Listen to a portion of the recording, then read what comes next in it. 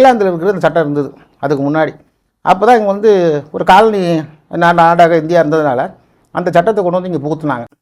அதுக்கு பொறுத்த வரைக்கும் அவங்களுக்கு என்ன தேவைப்பட்டதுன்னா, முதல்ல இந்தியாவில் இருக்கக்கூடிய ஒரு 3 மாகாணங்கள் தேவைப்பட்டது.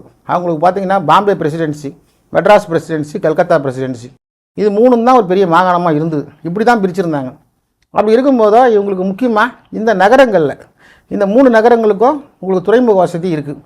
அதனால் இதை பிரசிடென்சி மாகாணங்களை சொல்லி சட்டங்களை மொத்தத்தில் அங்கே தான் கொண்டு வந்தாங்க. 1908 கொண்டு வந்தாங்க. ஸோ அது வந்து பார்த்திங்கனாக்கா மாகாண திவால் சட்டம் கொண்டு வந்தாங்க. இப்போ இதுக்கு மட்டும் தான் கொண்டு வந்ததுனால அதுக்கு அந்த ப்ரொவிஷன்லாம் அப்பயே வச்சுட்டாங்க. அதாவது இந்த மாதிரி வந்து ஒருத்தர் நொடித்து போயிட்டார் அப்படின்றத பற்றி. ஏன்னா வியாபாரம் பிறகு அதில் லாபம் நஷ்டம் வர ஆரம்பிச்சது பிரிட்டிஷ் ஈஸ்ட் இந்தியா கம்பெனிக்கு.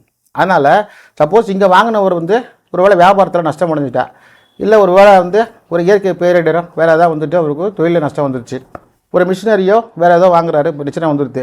அப்போ என்ன பண்ணுறதுன்னா இந்த சட்டத்தின் மூலமாக ஒருத்தர்கிட்ட ஒன்றும் இல்லைன்னா அவர் சொத்துக்களை விற்று கொடுக்கணுன்றதை கொண்டு வந்தாங்க 1908. இது முதல்ல வெற்றிகரமாக வந்து அந்தந்த மாகாணத்தில் செயல்பட ஆரம்பிச்சது.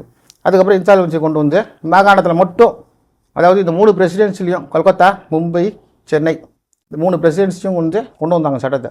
இந்த சட்டம் படிப்படியாக என்னாச்சுனாக்கா அடுத்ததாக வந்து 1920 என்ன பண்ணாங்கன்னா இதுக்கு ஒரு கமிட்டியை போட்டு ஆரம்பித்து இதை வந்து இங்கே மட்டும் இல்லை இந்தியா முழுக்க இந்த சட்டம் வந்து கொடுக்கணும் அப்படின்னு சொல்லிட்டு 1920 கொண்டு வந்தது தான் ப்ராவின்சியல் இன்சால்வன்சி ஆக்ட். ஏன்னா 1908 கொடுத்தது வந்து பார்த்திங்கனாக்கா பிரசிடென்ஷியல் டவுன் இன்சால்வன்சி ஆக்ட்.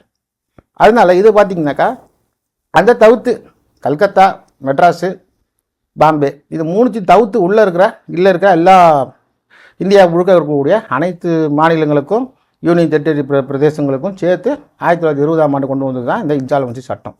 இது ஆரம்பத்தில் பார்த்தீங்கன்னாக்கா உங்களுக்கே தெரியும், பழம்பெரும் நடிகர்கள் சில பேர்லாம் படம் எடுத்து நடிச்சு போயிட்டு மஞ்சள் கடுதாசி கொடுத்துருக்காங்க. அப்போ இது ஏன் மஞ்சள் கடுதாசி அப்படின்றது